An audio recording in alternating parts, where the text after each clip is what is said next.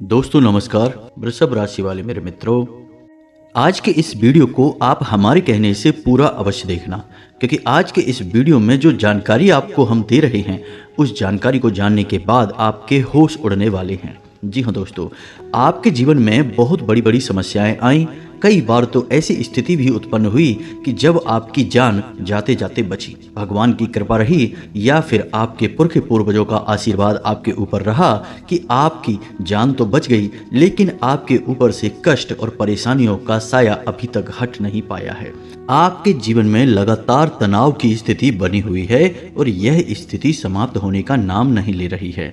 अब ऐसे में आपके ऊपर जो कष्ट और परेशानियां हैं उसके कई अन्य कारण भी हो सकते हैं, लेकिन इसमें एक मुख्य और सबसे बड़ा कारण यह है कि आपके आसपास ही एक ऐसा इंसान घूम रहा है जो आपके पिछले कई जन्मों का शत्रु है। जी हाँ दोस्तों, ज्योतिष शास्त्र में आपको यह सुविधा प्राप्त हो जाती है कि आप अपने पिछले जन्म के रिश्तों के बारे में भी आसानी से पता लगा सकते हैं। ऐसा करने के लिए आपको अपनी कुंडली में केतु और गुरु की स्थिति को अच्छी तरह से देखना होगा और किस घर में केतु विराजमान है और उसका संबंध आपसे क्या है। इससे यह आसानी से पता लगाया जा सकता है कि पिछले जन्म में आपका शत्रु कौन था और वह इस जन्म में आपके किस रिश्ते के रूप में पैदा हुआ है और आपके कितने नज़दीक है। जी हाँ दोस्तों, लेकिन ज्योतिष की और कुंडली की इन बारीकियों को आप नहीं समझ पाएंगे, तो इसी सुविधा को और इसी दुविधा को दूर करने के लिए हम आपके लिए यह एक वीडियो लेकर आए हैं, जिसमें हम आपको स्पष्ट तौर पर बताएंगे कि वह कौन इंसान है जो पिछले जन्म का शत्रु है, आपको हमेशा हानि पहुंचाता है। अब ऐसे में होता यह है कि वह कोई और नहीं है, वह आपका अपना ही है और वह चाहे या ना चाहे, लेकिन कर्मों का बंधन कुछ इस प्रकार से बना हुआ है कि उसके हर एक कर्म का आपके ऊपर नकारात्मक प्रभाव पड़ेगा।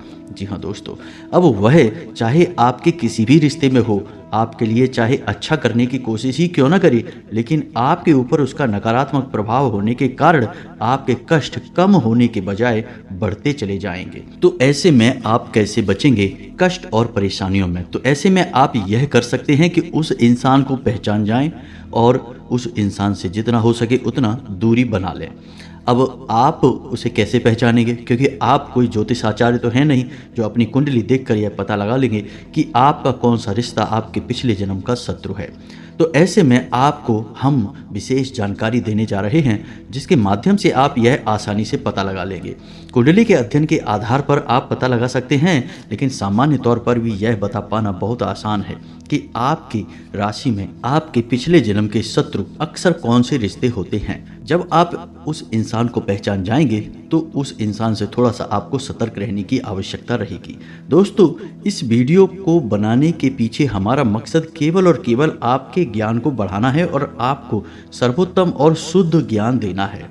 हम उन लोगों की तरह वीडियो नहीं बनाते कि शुरुआत तो ऐसी की कि आप लोगों के मन में उत्सुकता जागी, लेकिन अंत तक वीडियो देखने के बाद भी आपको कोई मुख्य ज्ञान हासिल नहीं हुआ, कोई बड़ा ज्ञान हासिल नहीं हुआ और आपको लगा कि आपका समय खराब हो गया। ऐसा इस वीडियो में आपके साथ नहीं होगा। हम आपको जो भी जानकारियां देंगे वे शुद्ध शास्त्रीय पद्धति पर ज्योतिषीय आकलन के आधार पर तैयार की गई होंगी और ठोस जानकारियां होंगी। आपको संतुष्टि अवश्य होगी कि आपको कुछ विशेष ज्ञान हासिल हुआ। तो वीडियो में बने रहिए हमारे साथ। वीडियो अंत तक धैर्य के साथ देखना है, पूरे मन से एकांत में ठंडे दिमाग के साथ देखना है। वीडियो की शुरुआत करते हैं। आपको अद्भुत ज्ञान के सागर में एक डुबकी लगवाते हैं। तो चलिए दोस्तों, वीडियो की शुरुआत करें, लेकिन इससे पहले आपको एक ऐसी कहानी सुनाते हैं जो इस बात को साबित करेगी कि हमारी जैसी दृष्टि होती है वैसी ही यह सृष्टि होती है। जी हाँ दोस्तों, तो कहानी को ध्यान से सुनिए। एक बार एक गांव में महामारी फैल गई, तो उस गांव से लोग निकलकर आसपास के गांव में जाने लगे और रहने लगे।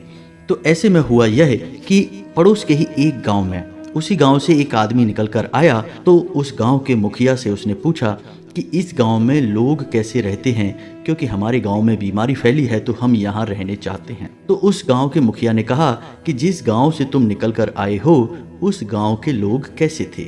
तो वह आदमी बोला कि कुछ मत पूछो, उस गांव के लोग तो बहुत ही दुष्ट थे, बहुत ही बदमाश थे, परेशान ही करते रहते थे। गांव का मुखिया बोला तो फिर आप इस गांव में मत आइए।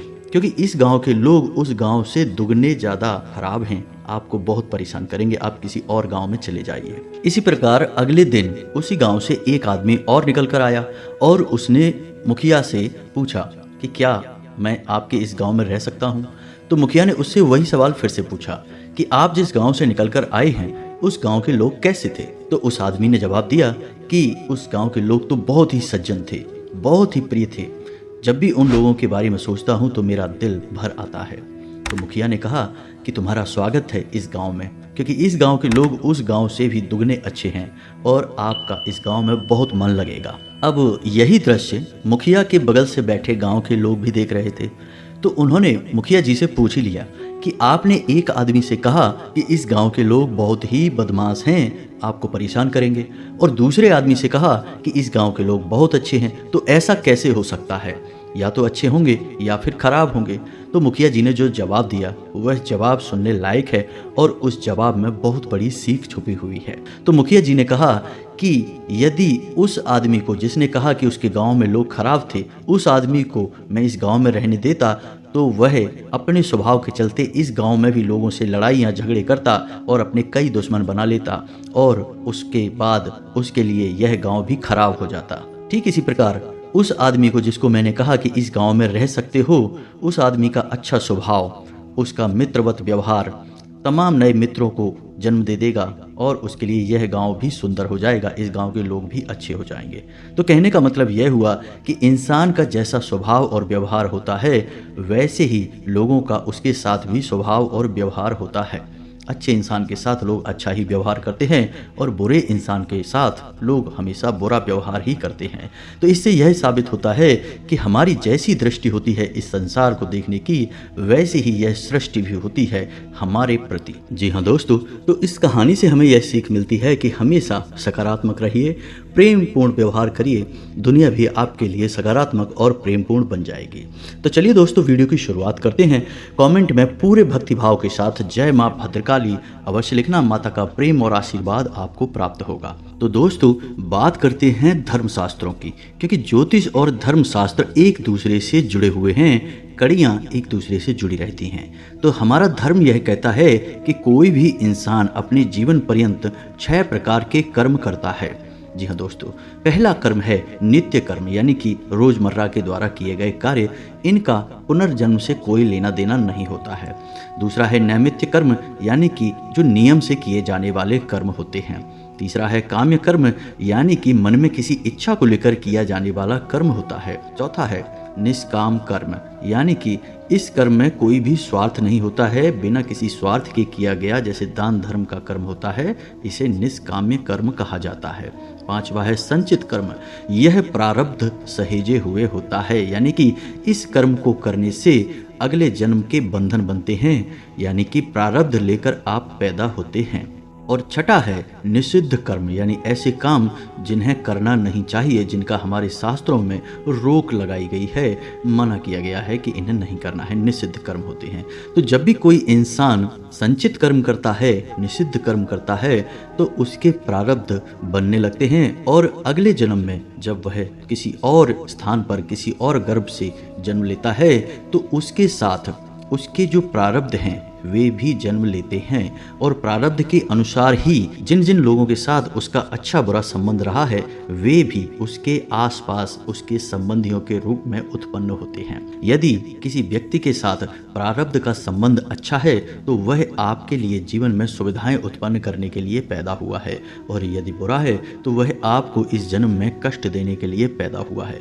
तो यह तो है हमारे शास्त्रों में पिछले जन्म के कर्म बंधनों और रिश्ते नातों का हिसाब किताब। अब ठीक इसी प्रकार हमारे जो रिश्ते नाते हैं, जो हमारे संबंधी हैं, उनका भी हमारे पिछले जन्म से किस प्रकार का नाता है यह भी बताया गया है हमारे धर्मशास्त्रों में। तो इसे भी आप ध्यान से समझिए। हमारे शास्त्रों में हमारे जो रिश्ते नाते हैं उन्हें पिछले जन्म के बंधनों के आधार पर 4 भागों में बांटा गया है। पहला है ऋण संबंध, यानी कि कोई ऐसा संबंध जो पिछले जन्म का आपका ऋणी है या आप उसके ऋणी हैं, यानी कि यह लेन देन का संबंध है, तो यह आपकी धन हानि कराएगा। जी हाँ दोस्तों, इस जन्म में आपकी या तो धन हानि कराएगा और या फिर आपको विशेष धन लाभ कराएगा। दोनों प्रकार से यह संबंध आपके ऊपर आर्थिक तौर पर प्रभाव डालेगा। दूसरा है शत्रु संबंध। दोस्तों, यह संबंध ऐसा संबंध है जो आपकी पिछले जन्म की शत्रुता को दर्शाएगा। या तो आपने उसे सताया है, बुरी तरह से प्रताड़ित किया है, जिसका हिसाब किताब वह आपसे लेने इस जन्म में आया है, या फिर ठीक इसका उल्टा भी हो सकता है कि आपकी वजह से किसी व्यक्ति को इस जन्म में प्रताड़नाएं मिल रही हैं, मानसिक पीड़ाएं मिल रही हैं। ऐसा इसलिए क्योंकि पिछले जन्म में उसने आपको पीड़ाएं दी थी। जी हाँ दोस्तों, तो यह शत्रु संबंध होता है। तीसरा है उदासीन संबंध।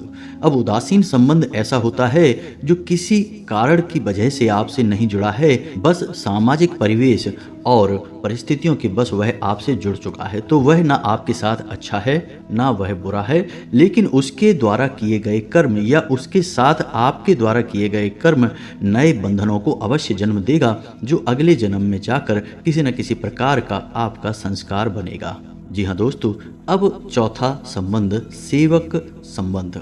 दोस्तों, यह बहुत महत्वपूर्ण होता है क्योंकि इसमें ऐसा हुआ है कि पिछले जन्म में आपने किसी की बहुत सेवा की थी, अच्छे भाव के साथ सेवा की थी, जिससे वह बहुत प्रसन्न हुआ।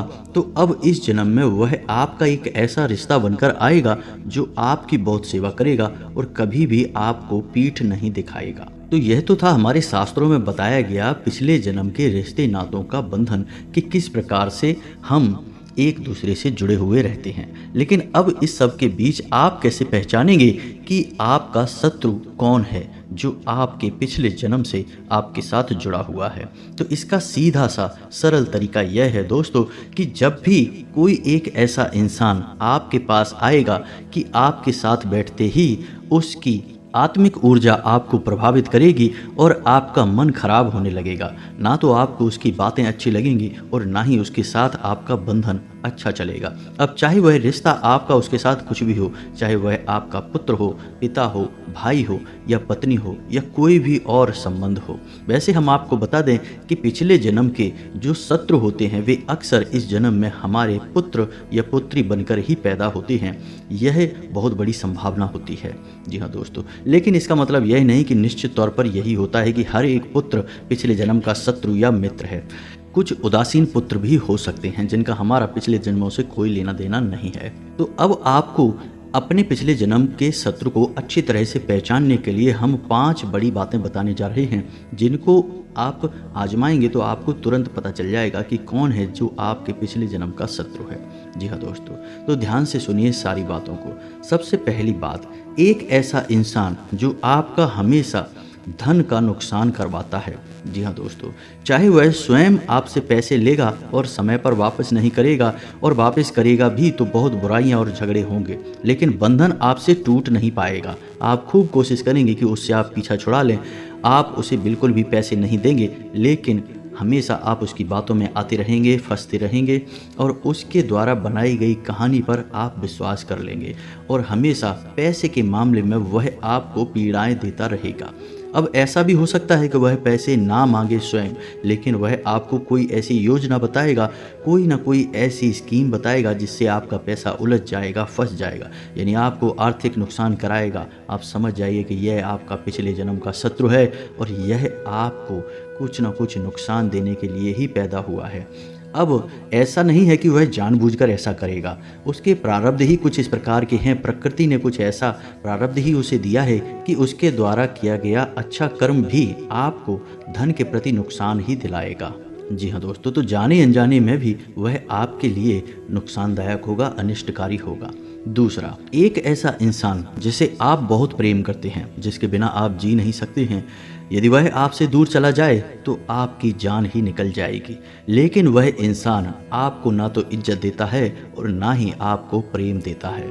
ऐसे में इस बात की प्रबल संभावना बनती है कि वह आपका पिछले जन्म का शत्रु है और पिछले जन्म में यही रवैया आपका उसके प्रति रहा था, जिसका बदला इस जन्म में वह लेने के लिए आया है। अब इसका भी मतलब यह नहीं है कि वह जानबूझकर आपको प्रताड़ित कर रहा है।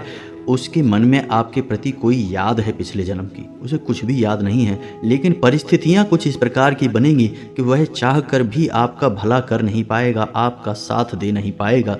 जब भी आप पर विपत्ति आएगी, यानी कि आपको उसकी सबसे अधिक ज़रूरत होगी, वह आपके साथ नहीं होगा। जी हाँ दोस्तों, परिस्थितियां ही कुछ इस प्रकार की बनेंगी, आपको उससे प्रेम करके केवल और केवल दुख ही प्राप्त होगा। अब तीसरा, एक ऐसा इंसान जिसे आपसे कोई खास लेना देना नहीं है, लेकिन वह आपसे बहुत चिढ़ता है, आपकी हमेशा बुराइयां करता है। जब भी आप उसके सामने जाते हैं तो उसका व्यवहार आपके लिए धोखेबाजी वाला होता है, यानी वह आपके सामने बहुत अच्छा बनने का नाटक करता है, दिखावा करता है और आपको धोखा देने में पूर्ण रूप से कामयाब भी हो जाता है। लेकिन पीठ के पीछे वह आपका बिल्कुल भी भला नहीं चाहता है, हमेशा आपकी बुराइयां करता है। अब ऐसे में होगा यह है कि वह आपकी पीठ के पीछे बुराइयां करेगा, आपको सुनने के लिए मिल भी जाएंगी, लेकिन आप अनचाहे में भी उसे स्वीकार कर लेंगे, आप उसका विरोध नहीं कर पाएंगे। जी हाँ दोस्तों, बंधन ही कुछ इस प्रकार का होगा, वह आपका सगा भाई होगा, पुत्र होगा, पत्नी होगी, या फिर कोई ऐसा नज़दीकी संबंध होगा कि आप चाह कर भी उसे नकार नहीं पाएंगे, उससे पीछा छोड़ा नहीं पाएंगे। अब ऐसे में होगा यह है कि आपको बहुत मानसिक पीड़ा होगी, आपके दिल में बहुत चोट लगेगी, लेकिन आपको यह सहना होगा, क्योंकि यह आपके पिछले जन्म का प्रारब्ध है, कर्म का बंधन है। अब ध्यान से सुनिए चौथा एक ऐसा संबंध होगा जो आपको हमेशा बुराइयों की ओर खींचेगा, आपके चरित्र का हनन करने की कोशिश करेगा। जी हाँ दोस्तों, आपके मन की सकारात्मक ऊर्जाओं को नकारात्मक बनाएगा, आपको व्यसनी बनाएगा, गलत आदतों में आपको डालने की कोशिश करेगा, आपके चरित्र को खराब कर देगा। जी हाँ दोस्तों, इस इंसान की वजह से आपको समाज में कई लांछन झेलने पड़ेंगे।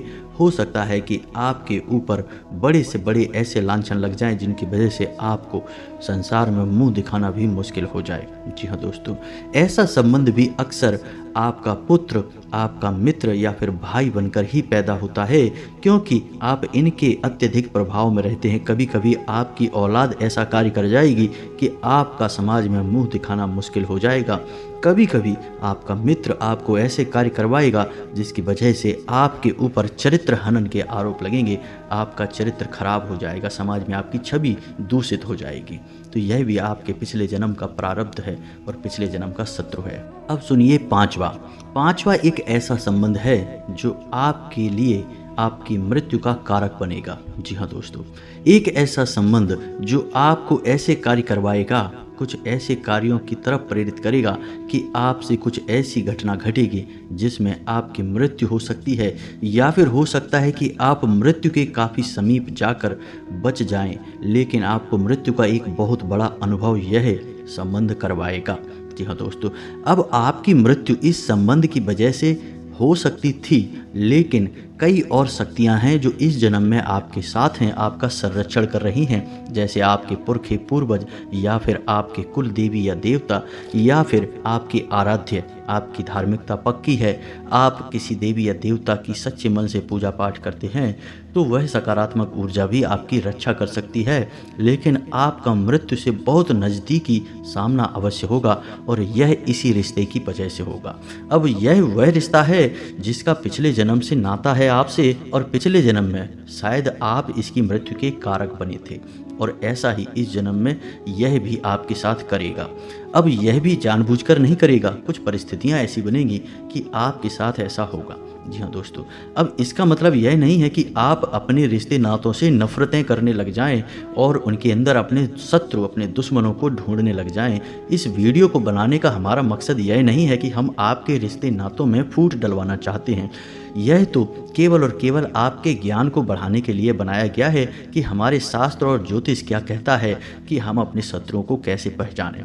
लेकिन दोस्तों, हमने आपको जो कहानी सुनाई थी वीडियो के आरंभ में, उस कहानी सुनाने का मकसद यही था कि आप यदि अपने मन के विचार सबके लिए सकारात्मक रखें, अच्छे रखें, तो आपके शत्रु भी आपके लिए अच्छा ही करेंगे। यदि बुरा नहीं करेंगे तो अच्छा भी नहीं करेंगे। सम रहेंगे, लेकिन आपको अपने मन के विचार दूषित नहीं करने हैं। क्योंकि यदि आप अपने मन के विचार दूषित करेंगे, नकारात्मक करेंगे, किसी के लिए अपने मन में नफरतें, संदेह पैदा करेंगे, तो आप अपने कर्म को खराब कर रहे हैं और अगले जन्म के लिए अपने नए प्रारब्ध तैयार कर रहे हैं। आपको ऐसा नहीं करना है। अपने कुल देवी या देवता में पूर्ण आस्था रखें। कुल देवी और देवता के नाम का एक दीपक शाम के समय अपने घर की दहलीज पर अवश्य जलाया करिए। दीपक की बाती का मुख बाहर की ओर करिए। एक दीपक अपने पितृ और पूर्वजों के नाम का घर की दक्षिण दिशा में अवश्य जलाया करिए। दोस्तों, आपकी राशि के जातकों की उन्नति केवल और केवल धार्मिकता की राह पर चलकर ही प्राप्त होगी। आप जितना ईश्वर में विश्वास करेंगे, आपका जीवन उतना ही सुंदर हो जाएगा। तो आप हमारी बात मानिए, ये 2 दीपक आप जलाना शुरू करिए। आप देखेंगे कि आपकी मानसिकता बदल जाएगी, आपका जीवन सुखमय हो जाएगा। जी हाँ दोस्तों, इस वीडियो के माध्यम से हमने आपको शास्त्रीय पद्धति और ज्योतिषीय आकलन के आधार पर क्या हमारे शास्त्र कह रहे हैं, यह बताने की कोशिश की है। हमने झूठ, फरेब और उल्टी सीधी मनगढ़ंत बातें करके आपको फंसाने के लिए कुछ भी उलझुल नहीं कहा है। हमारा मकसद केवल और केवल आपके जीवन में ज्ञान का प्रकाश फैलाना है। झूठ और फरेब से हमारा कोई नाता नहीं है दोस्तों। उम्मीद है आपको हमारा प्रयास अच्छा लगा होगा। यदि आपके मन में कोई प्रश्न है तो आप कमेंट करके पूछें, हम आपके प्रश्नों के जवाब देने की पूरी कोशिश करेंगे। इसी के साथ साथ आज के इस वीडियो को विराम देते हैं। कमेंट में पूरे भक्ति भाव के साथ जय माँ भद्रकाली लिखना ना भूलें। माता का सीधा प्रेम और आशीर्वाद आपको प्राप्त होगा। मिलते हैं अगले ज्ञानवर्धक वीडियो में, तब तक के लिए धन्यवाद। जय माता की।